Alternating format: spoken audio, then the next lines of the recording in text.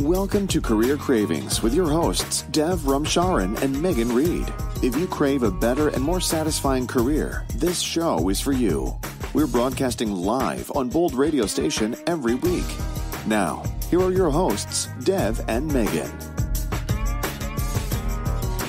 Hello, everyone, and welcome to Career Cravings.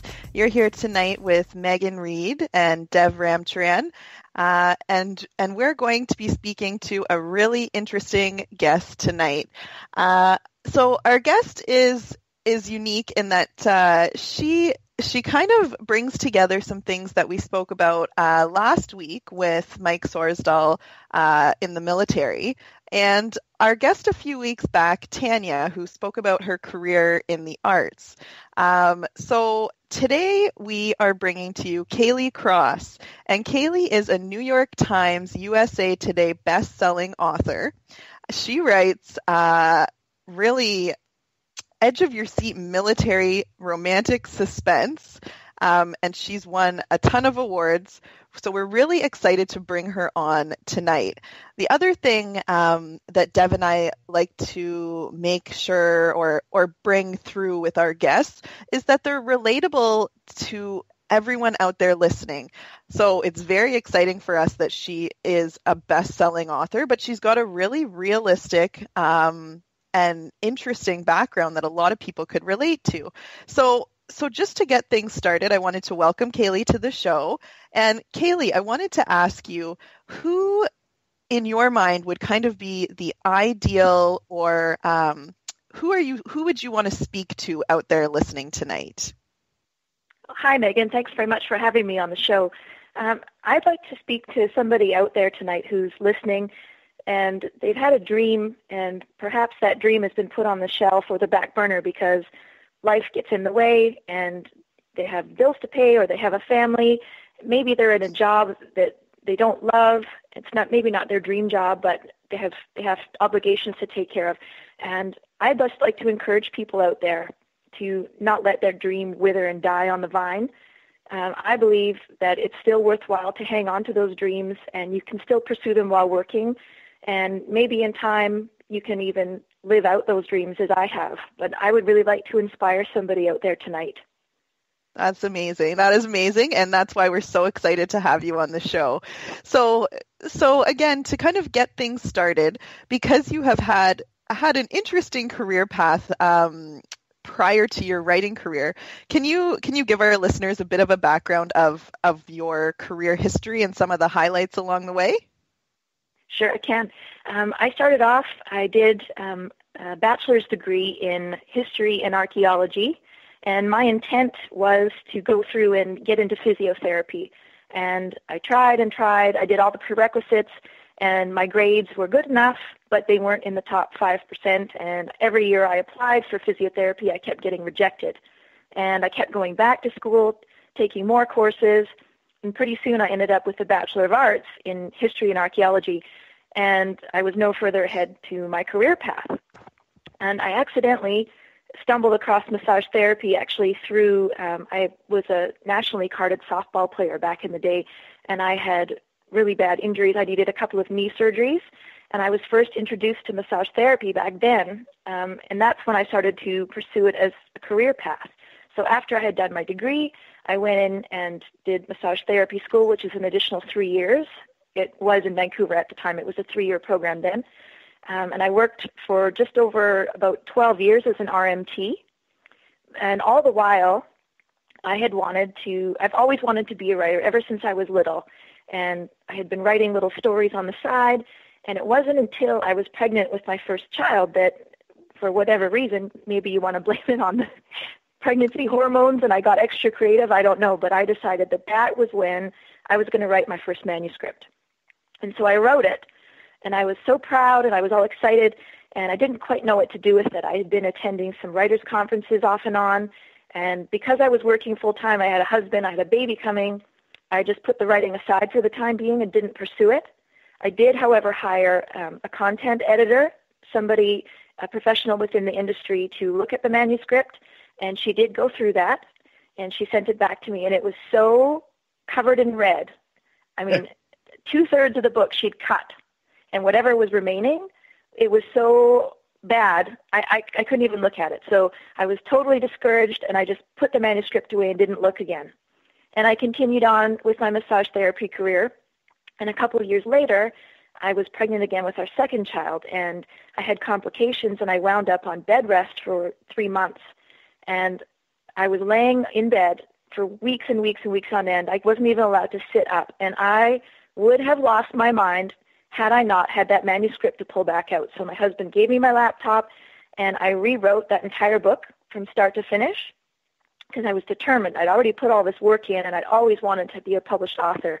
I was going to make this happen, and this was the perfect time. And it also distracted me because I was really nervous about still losing the baby. And so I rewrote this book. And the baby was born. Everything was great.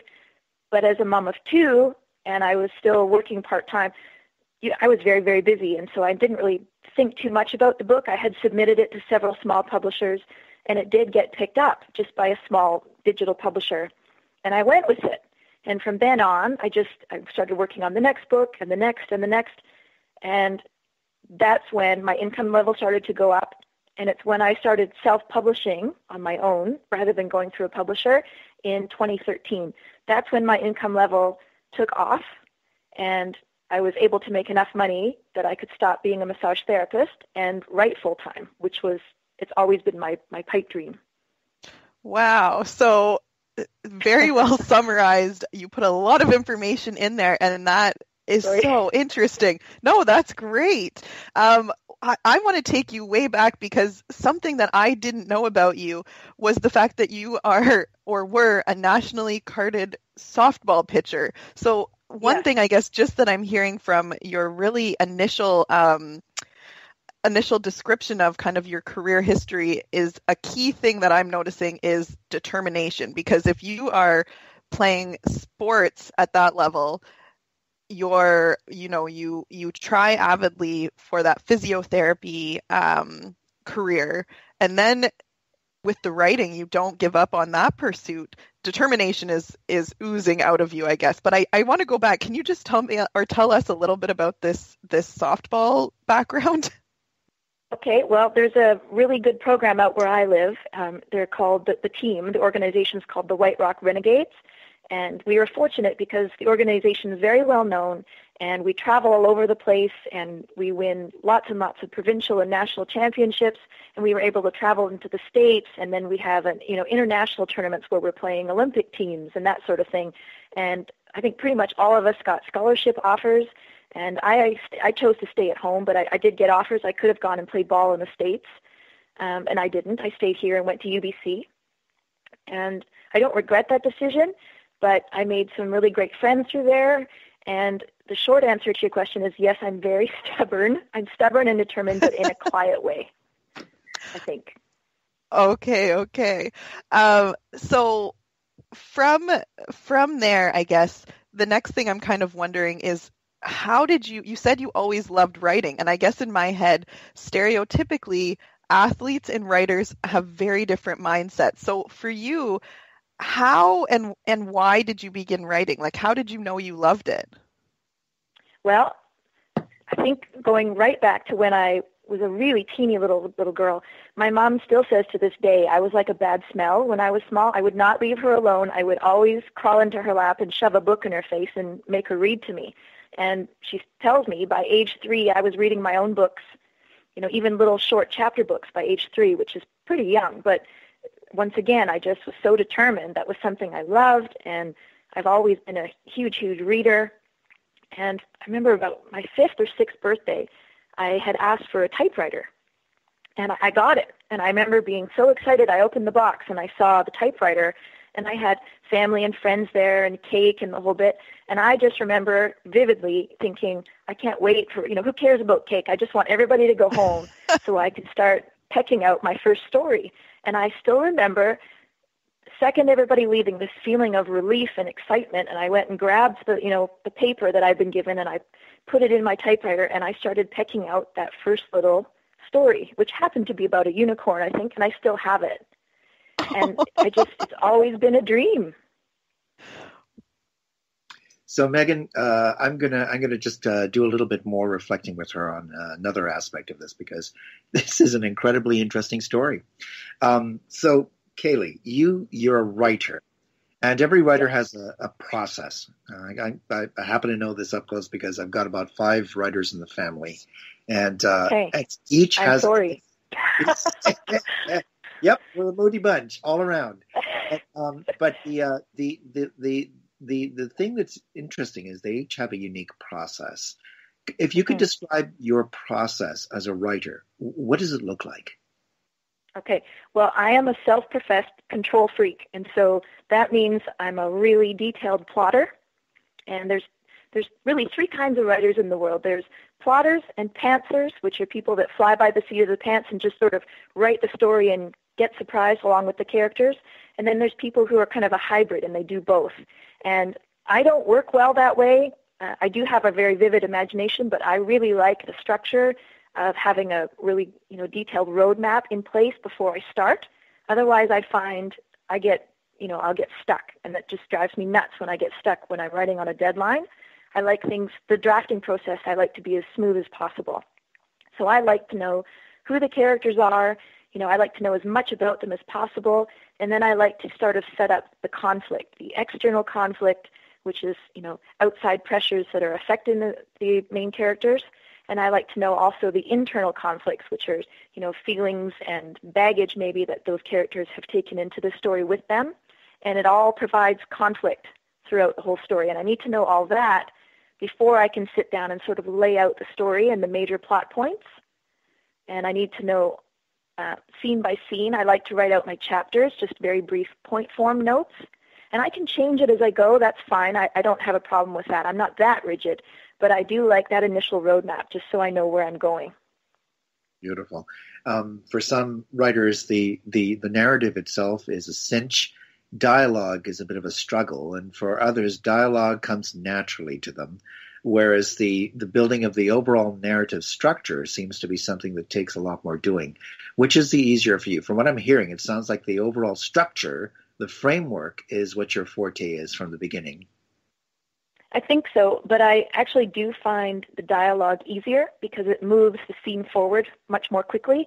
I write romance, and military romance to be specific, military romantic suspense. And if you have too much narrative, it's really boring to the reader, and it slows the pace right down. So it's different than other genres. If you have maybe a literary fiction piece, you might have more narrative, and you can have more description and more things like that. But in the romance genre, you really need, in romantic suspense in particular, you need lots of dialogue or, little plot turning points that need to keep pushing that pace forward so that the reader keeps, they're interested and they want to keep turning the pages to find out what happens next. I'm going to ask you, I know that my partner is chomping at the bit. I'm going to ask you one last question. You have described yourself as an introvert. How do you find that's affected your career to date so far? Well, I'll tell you, we were just at a business trip last week. My husband and I traveled down to Louisiana to attend a writer's SWAT Academy, SWAT, the Special Weapons and Tactics. And we went down to a police academy in southern Louisiana to learn hands-on police and military tactics in the hopes that it would just help me make my writing a little bit more realistic. And when we got there, I'm friendly with everybody and I'll chat with people, but I'm not gonna be the center of attention. I'm not gonna seek out attention. So I'm quite quiet and I'll mostly listen and observe. And the few industry experts that we did meet with, they were encouraging me to travel more and go to more conventions, to meet with readers and do book signings. And I just have to tell you, that's so far out of my comfort zone that I actually made a face. And they were, they're used to dealing with writers, so they know that a lot of us are really introverted. But I'm much more comfortable one-on-one rather than in a group, especially if I'm up on stage or if I'm speaking about something I'm knowledgeable about, that's one thing. But to put me in a room at a signing and stick me, I would just be really nervous. And so I find that for the most part, when I interact online with my readers through Facebook, that's fine. I'm very, very comfortable with that, and I'm very fortunate to have a very dedicated and very supportive group of readers reading my work. But I think that's probably my biggest downfall in terms of I'm not the social butterfly that wants to get out and, go to all these events. And yeah, I think that's my biggest downfall as an introvert.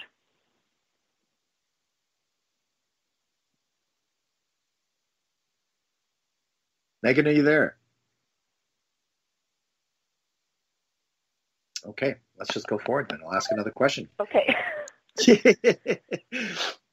So the question is going to be then, given the fact that you've got such it's what seems to be a specialized genre of writing. Yes, that's true. Do you think down the pipe you might diversify, or are you going to deepen and enrich further using things like the SWOT training that you had just now? Yes, that's exactly what I hope to do. I'm very comfortable writing in the genre that I am in, and once you've accumulated an audience, it's a little bit tougher to switch genres now because I have a certain brand that I've built, and when someone sees a Kaylee Cross book on Amazon or Barnes & Noble or Kobo or wherever, once they've read one, they kind of get an idea of what to expect, and so they will expect that going forward. So if I was to switch gears and write a totally different series, I may even consider something like, creating a different pen name to write a different genre. But my intent for now, for the foreseeable future anyway, is I want to continue what I'm writing. But exactly what you said, I'd like to take my experiences and all the things I learn and inject it into my work so that it's even more realistic. And so how, Kaylee, did you get into the romance genre to begin with? Why did that genre call to you, or how did you choose that? I have always loved it. I think I started reading romance specifically at around 12 or 13. And the reason I think romance is so popular, it's one of the biggest genres of adult fiction. It's worth over $1 billion US annually. And it's a safe place because, some people don't like romance or they disparage it. And that's really unfortunate because I think love is really the most important thing in the whole world. And if there was more love in the world, there'd be far less problems and far less hatred. And romance is a safe place because there's always going to be, if not a happily ever after, at least the possibility of a happily ever after. You can't have a romance book and kill off your main character at the end of the book because it's not a romance. It just isn't. That's the cardinal rule for romance, is you must have at least a happy for now ending. And life is really stressful, and there's so much pain in the world, and people are going through so much, on their own, and there's all kinds of emotions that we go through. And when you open up a romance, you are guaranteed entertainment, but also it's a safe place, and it's gonna have a warm, fuzzy, cozy feeling at the end. And some are cozier and more fuzzy than others. The whole romance genre, it runs the gamut. There's so many different kinds and subgenres within it. So it's not all light, fluffy, a lot of people, they make fun of, the Sheik's Sacred Baby, and it's not all that. There's so many different kinds, and I just think if you look at the numbers of the people reading romance, it's huge. And it's huge because people want it. It feels good, and it's a positive thing in the world, and I think there should be more of it. That's an interesting piece of information of the romance genre, and I think it really does maybe give some information to people out there who may have some of those biases or stereotypes. And something else, I guess, along the same lines, I'm wondering is how, you mentioned and you talked about the SWOT Academy and getting that experience to really bring those realistic elements or even more realistic elements into your writing and into your novels. What else, I guess, from your background, your education kind of plays in or supports your writing and that realism in your writing, Kaylee? Well, I'm glad you asked that. I think now this is going to be, I hope, an inspiring answer for people out there. Because when you look at my educational history and my job descriptions going, from being an RMT to now being a full-time author, it doesn't make sense in a linear way. When you look at it, the dots shouldn't connect. But when I look at it in a different light, they do connect because from, my early teens, I've always been a history nut. And most of the history when we study, there's war. There's war, there's war, there's war. So I studied a lot about military, and we've been to all kinds of battlefields over in Europe for World War I and World War II. And for whatever reason, I'm a huge American Civil War buff from the time I was about 12. And I've dragged my poor family back east to Virginia and Tennessee and Georgia and going into Gettysburg and Pennsylvania, going to so many battlefields because I love it and I want to understand the story and I want to be there where it happened. And so it was natural for me to do my degree in history, and archaeology was also sort of a natural fit because it fit into my interests, and I just enjoyed the courses a lot. And so I finished this degree, and as I told you, I went on to be an RMT, and now I'm an author. Well, how does that all fit together? Well, now I write about military characters, and I write about male and female military characters. And so I've got a lot of knowledge that another person might not have just because of the time and effort I've put into studying them and reading about them. The other thing that I use all the time is the medical information that I learned during my massage therapy course, my 3-year massage therapy course that I took. And I use it all the time because in my books, of course, there's lots of, hair-raising, dangerous situations. My characters are always getting hurt or injured or shot or whatever it is. And so I actually use my military knowledge and I use my medical knowledge all the time. And it's just, I find that so fascinating how my path has actually helped me become the writer I am today. I think that is fascinating, and I think that should be inspiring to people out there listening, that you like you said, your path hasn't been linear, but it all ties into where you are today. So interesting.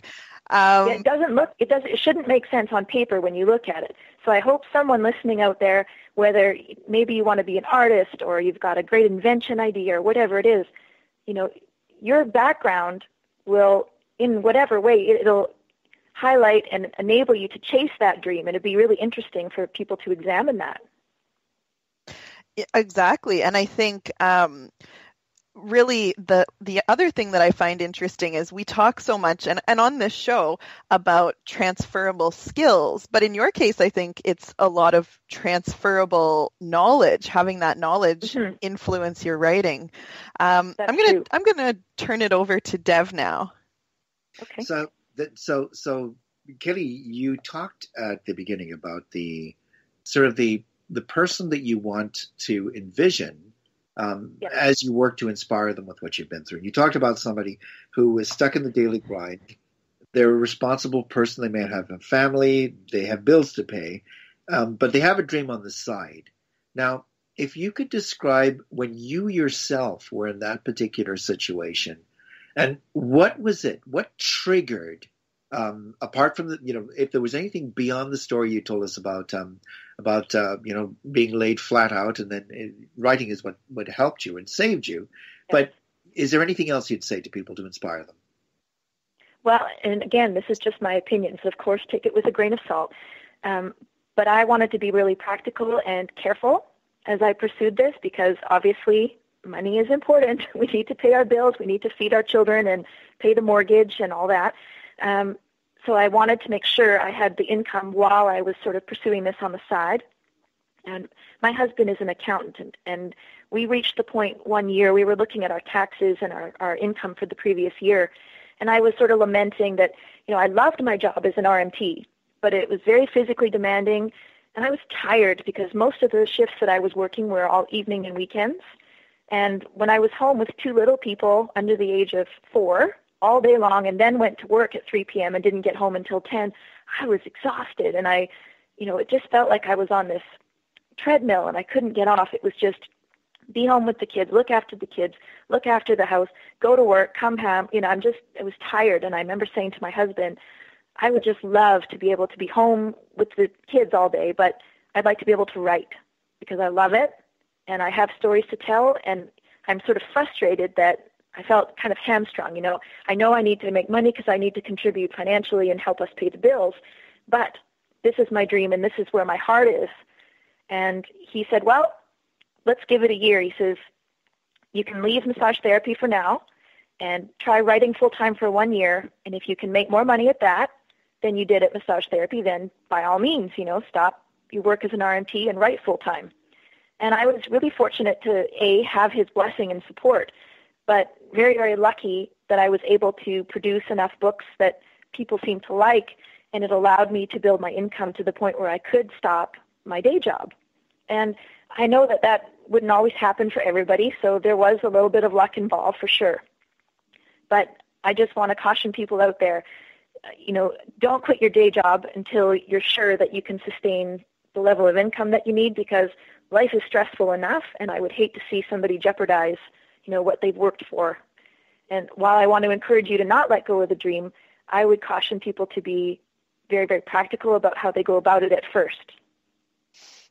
So a really interesting combination, I guess, of the practicality, but also the dreamer side of things, and definitely the message that, you were not willing with two young children to be the starving artist. Rather, you wanted to go about it practically and make sure that it was a smart transition for you. So I think that's a valuable piece of information too. And I like even that plan that you and your husband came up with to, give it a year, give it that time frame and see, okay, what can occur in that chunk of time, and then make decisions from there. So really great advice. I have another question, and it's more regarding your kids. So with your genre of writing, some could say it's a little taboo. So how does that play out with your children?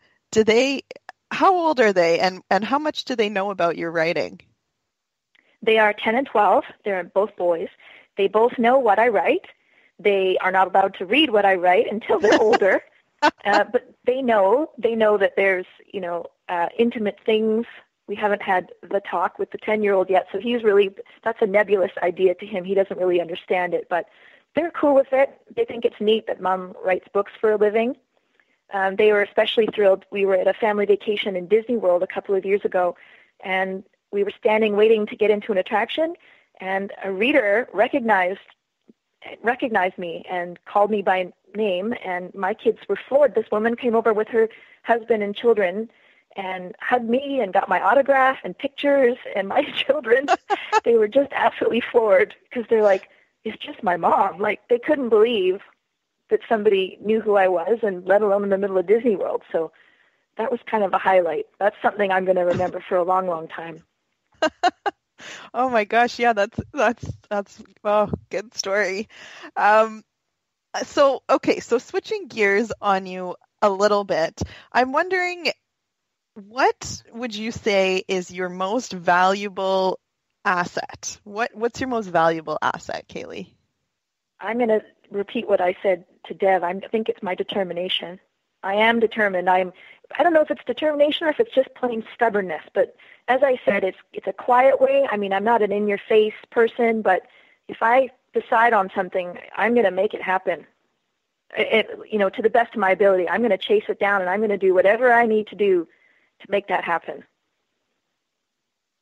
As you were telling us your story, it occurred to me there must have been moments of struggle and darker periods as you pursued what was really quite an independent path. Can you tell us about some of those times and what got you through? Sure.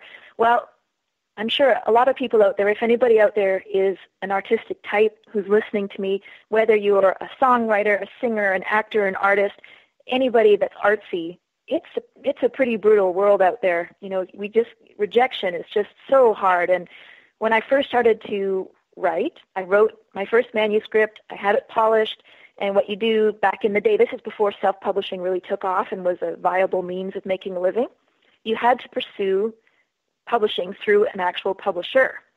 And that started with, you had to chase down a literary agent. Well, you send out these queries to literary agents, and if they even bother responding at all, you'll get, 99% of them will send back just a form rejection. Thanks, but no thanks, best of luck kind of thing. And it's just, you get the door slammed in your face so many times.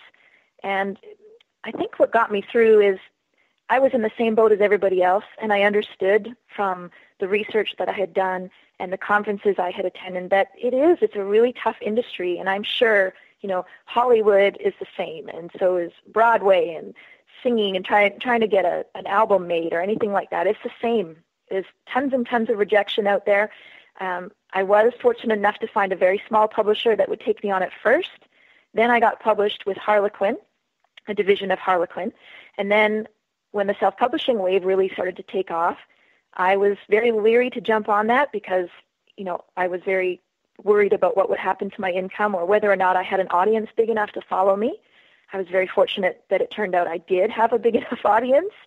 But I think that the darkest parts throughout my story would be that constant rejection. And, you'd have an author friend who, I just got a 6-book deal with a big New York publisher, or I just got my dream agent. I just signed with my dream agent. And here's me, can't get an agent. Nobody in New York wants to talk to me. And that was really frustrating. And it did make me doubt myself. But then again, that quiet stubbornness came through. And it's just a question of perseverance, I think, really. I can't remember the exact quote, but it was Stephen King. He almost gave up publishing. And the gist of it is, I wish I knew the quote. I should have looked it up. But the only, writers get published because they just don't give up. They keep writing until they get published. That's really the difference between a published author and an unpublished author, is the published author just kept going until someone said yes. And I think that's kind of my story. I've never been, even with my sports or my schooling, whatever it is, I'm not the top 1 or 2% kind of person. It's not a natural talent that I have. I've always had to work for whatever I wanted. So as an athlete, I had to work a lot harder than a lot of other girls I played with because they were more naturally gifted than me as an athlete. So I worked harder. And I'd say the same thing for my schooling, and I definitely say the same thing for my writing, is I just kept doing the best I could, kept trying to improve. I just kept plodding along, and finally someone said yes. And all it takes is one yes. And then it just, I think that's the key, is yes, you're going to be told no.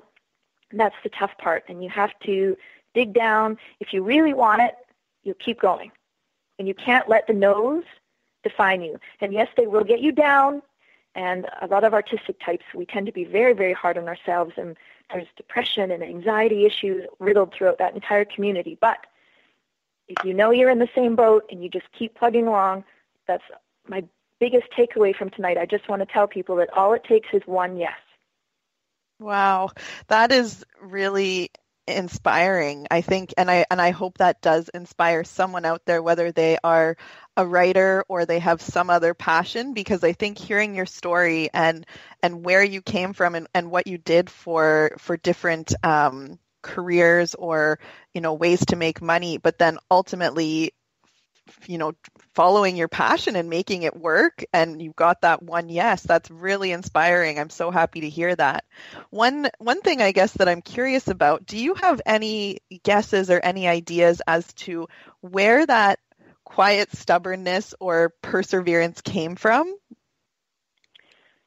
Not really, except that I don't know if this could be psychobabble for all I know, but I was very, very premature when I was born. I was 3 months premature, and when I was taken by C-section, I was actually lifeless. I didn't have a heartbeat, and they were very, very concerned when they actually resuscitated me that I would have brain damage or have some terrible crushing disability. And I just had this tremendous will to live. My parents said right from day one, when it was very touch and go for the first 2 months, I was in an incubator. They weren't allowed to touch me. This is, of course, I'm 41 years old, so this is back before all the, wonderful NICUs that they have now. And I just had that quiet determination. I was a fighter, and I have been since the day I was born. And sometimes I wonder if that's what it is that helped shape my personality. I don't know how much of that has stuck in my subconscious mind. I mean, I certainly have no memory of being in an incubator, but I just wonder sometimes how much of that actually affected me and my personality. Oh my gosh, that is. Does that sound weird? Does that sound totally woo-woo? And no, it doesn't. I have no clue if that would be a reason. But what I do know is that the development of your brain happens the most at the youngest ages. So hearing that story, being a fighter right from the beginning, the neurological impact that may have had on you, that very well could be one of the reasons or one of the factors in you being such so quietly stubborn, I guess. Yeah, it could be. I mean, that's the only thing that's my only guess. Yeah, and I guess even that makes sense when you were talking about, always just being by your mom and wanting that story read. I guess even that's an example of, you didn't give up. You kept poking away at wanting to get what you I drove wanted her crazy. in the situation. Wow. So moving, I guess, a little bit further into the show, I'm wondering if there's anything in your life or in kind of your career history that you regret or that you would do differently if you could turn back the clock? That's an interesting question. I believe I will say I regret not self-publishing sooner. And my best friend, she's also a New York Times bestselling author, Katie Reyes, and she was encouraging me for 2 years before I started to self-publish it. She was trying like mad to get me to self-publish, and I was just too self-conscious and worrying and wringing my hands and, I can't do that. Nobody would buy my books. And, now that I look back, hindsight is 20/20, and I wish I had jumped on sooner. I don't regret, waiting to publish in the first place. I don't regret being a massage therapist and then transitioning into being an author because, plain and simple, I would not have been able to help support the family financially unless I had a full-time day job starting out. So I don't regret that. The thing that I hope I don't regret in the future and as I get older is writers spend an awful lot of time on their computers. And sometimes if I don't get my daily word count in on time or something comes up where my schedule's all higgledy-piggledy or I have a deadline or other things I need to get finished, then I work in the evenings and I'm working weekends. And I'm very careful to try and strike a good balance between my work and my family because at the end of the day, my family's the most important thing to me, and likewise my health. And if you don't have your health, life just is a horrible struggle. So I make sure that I'm very cognizant and appreciative of my health, and I don't want to ever regret not spending enough time with my husband and children and my other extended family. Because I don't think I would ever lay on my deathbed and regret, I should have written, 4 more chapters or 3 more books. I'm afraid that one day I would look back and regret missing out on, more time spent on the weekends or in the evenings with my family. So that's something that I'm very aware of, and I've made adjustments accordingly in my schedule to make sure that my weekends are mostly free. I don't want to regret that looking back. And that's something that I would also hope people would look at too. You want to chase your dreams, but you don't want to lose sight of what's really, really important in the meantime. Kaylee, as a writer, there are other writers that you will love. And if you could tell us who are the writers that you draw the deepest inspiration from, the ones that you love the most and go back to continually as a writer? Oh, boy. I have a lot, and it's not all romance. It's mostly romance, but I think my favorite author ever, and it's J.K. Rowling, who wrote the Harry Potter series. I love her as a human being. She's a hugely philanthropic woman. She's got a giant heart. And what I love about her story, she had it much tougher than I did. She was a single mom struggling to make ends meet, and she actually had written Harry Potter on a series of scraps of piece of paper and napkins. And she kept getting rejected, and she was rejected and rejected. And it was this teeny little British publisher that finally picked up the first book. And look at her now. It's the best-selling series in the entire world. And she's inspiring for that reason. And I also just love her pure imagination that she put into those books. And I love that she inspired young people to read again.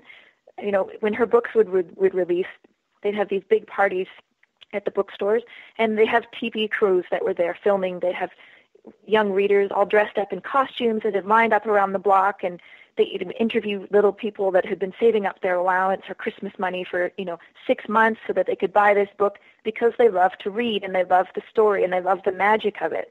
And I think to me that's the most inspirational writer that I can think of. I think a close second would be Malala Yousafzai.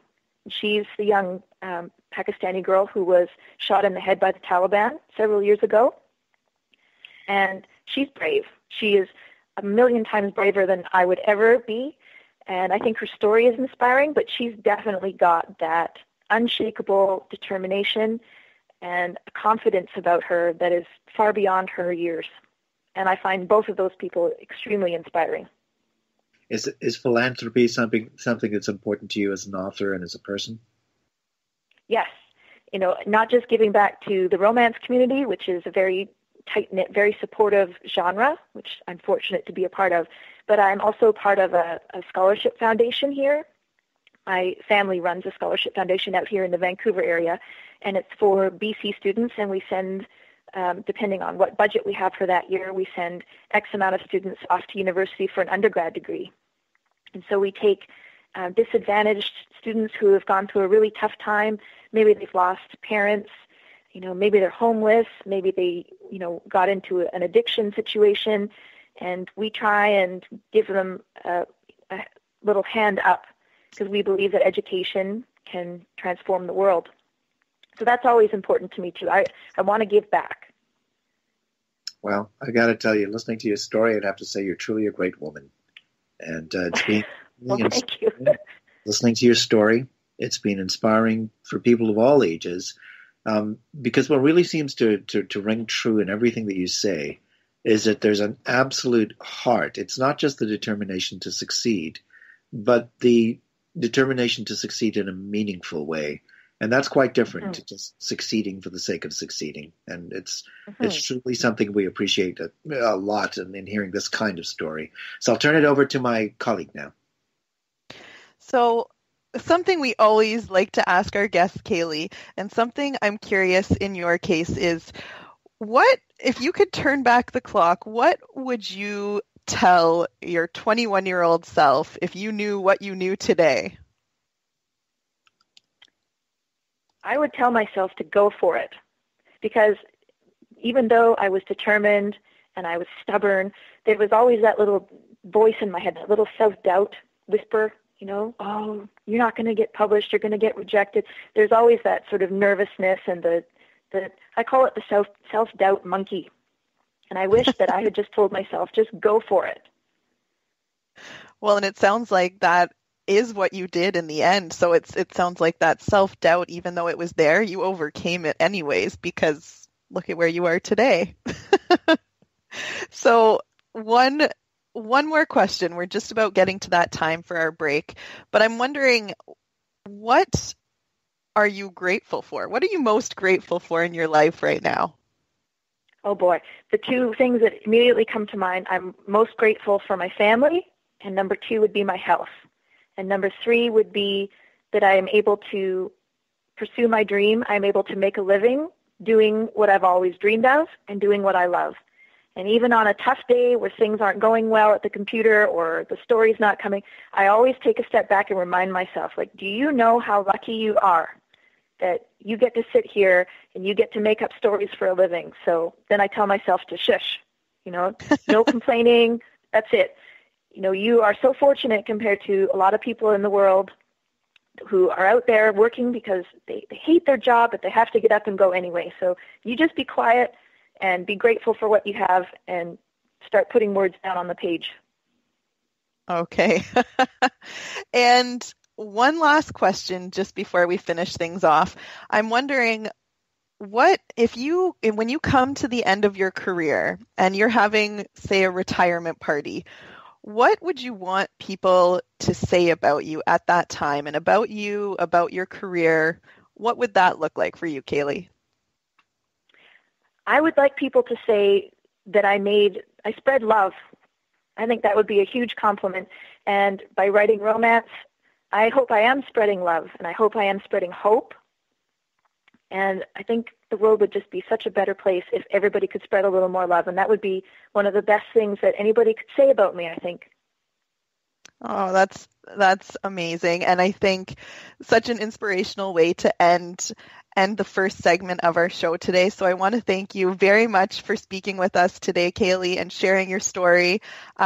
Before we switch or we move into our break, is there anything else you wanted to say before we make that change today, Kaylee?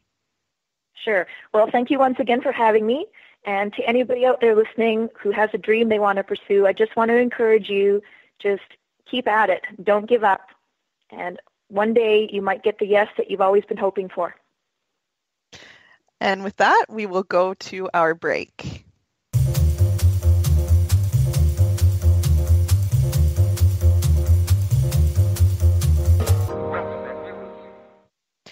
So we've just heard from Kaylee Cross, a best-selling author. We've heard all about her career, and what an inspirational guest today.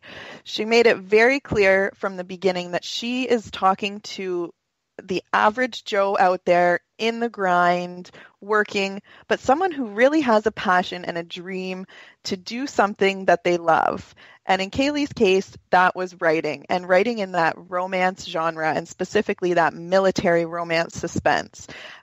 She told us right from the time she was a little girl, she loved having stories read to her.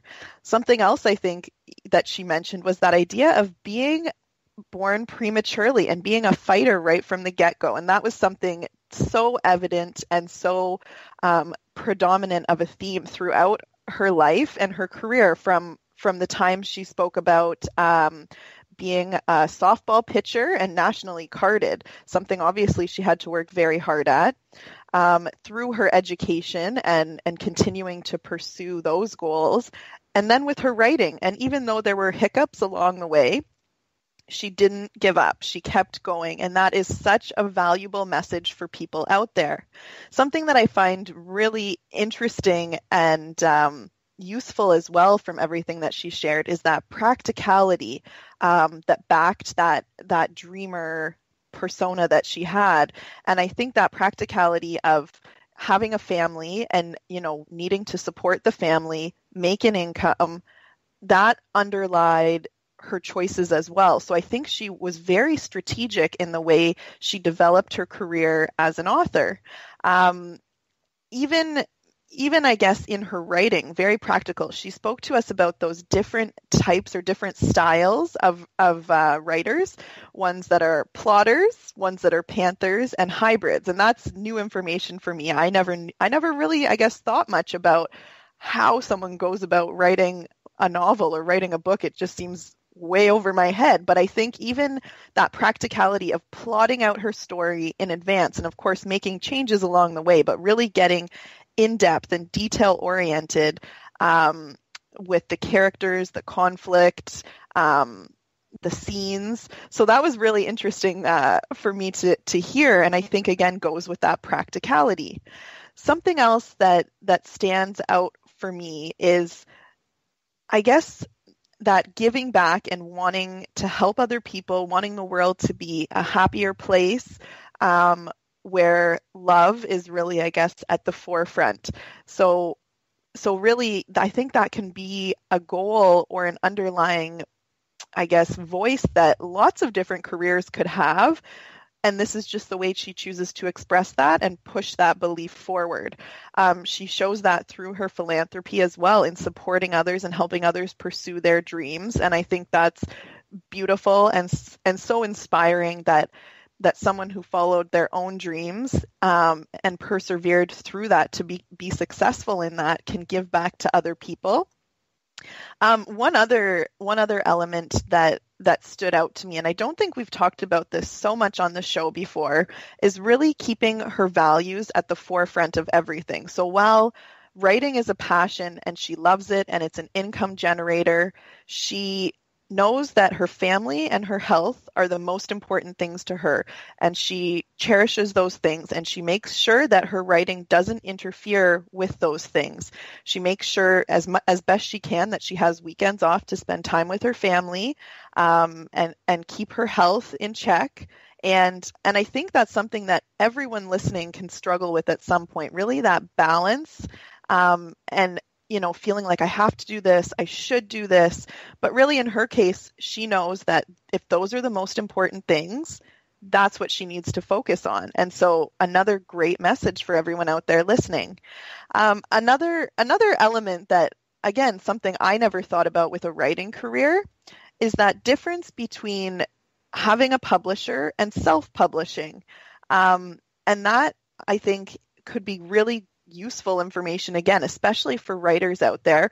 There is so much rejection in the creative careers that are out there, and writing being one of those, where you are really submitting yourself to judgment, rejection, feedback from other people. And in her case, she did move forward with a publisher, but then made that choice to self-publish, and that is brave.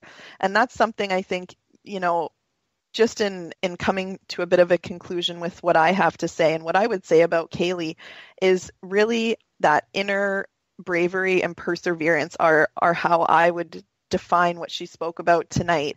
She calls herself a stubborn introvert. And to me, that quality didn't come out on the show. She's so well spoken. She had amazing answers and interesting information.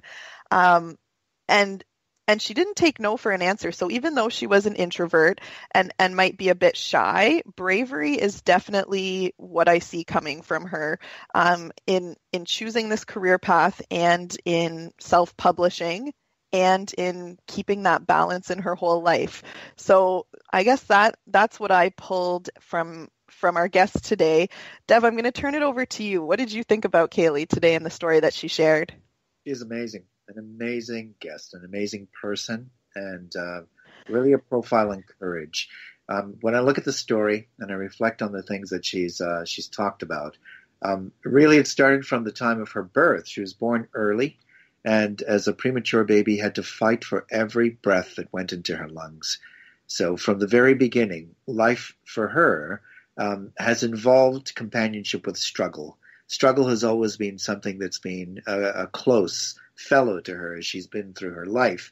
And so, as she noted, she has always had to work a little bit harder than the people in the top percentile of the classes and organizations she's been involved in. And she started that from the time she was a premature baby. And it's been her mode all the way through. Just keep working at it, keep pushing, keep on keeping on. That's been a wonderful thing to see. The introversion aspect, thinking about the book Quiet by Kane, really brings out an obsessive ability to imagine her way into other people's worlds with great depth and insightfulness. That's something that's very common amongst people who are introverts, and it's obviously something that is in her because of the kind of writing that she does, her ability to imagine her way into lives and into situations. She has an innate curiosity about the way things fit together. What larger scale movements and changes in the world around us do to individuals and their relationships. Tolstoy did the same thing with War and Peace. He talked about the overall movement, transitions and gear changes of history and what was happening between France and Russia. But at the same time, he looked at little people and their one-on-one relationships and struggles and trials.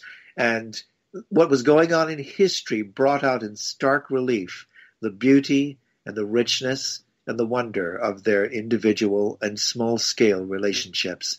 She said that as she moves off into time and one day looks to retirement, what she wants to hear is not that she was the richest author who ever lived or made the most impact in this or that area or was somebody who led this or that movement. What she said is something that in many ways is incredibly profound. She said she wants to hear people say, "I spread love," and did it through writing romance novels. Now, I've got to tell you, Meg, for me, romance novels have been something that weren't even slightly of interest or curiosity. But because of this interview, I'm going to go find her books and start reading them. And my wife is going to be shocked, but it's because of the inspiration of the woman and her character and her personality, what she's actually had to think through and overcome to be able to do what she's done. Now, I know what rejection as a creator feels like, as an artist, and how easy it is to just fold up shop and walk away. But she never did that. She hasn't done that since she was born, and she never will do that in the future. And that in itself, I think, is an inspiration for anyone. We've seen someone who is a wonderful profile in courage, stick-to-itiveness, as the Brits say. She keeps calm and carries on and keeps on pushing through to completing the things that she starts or wants to do. And what greater inspiration could we actually have than that?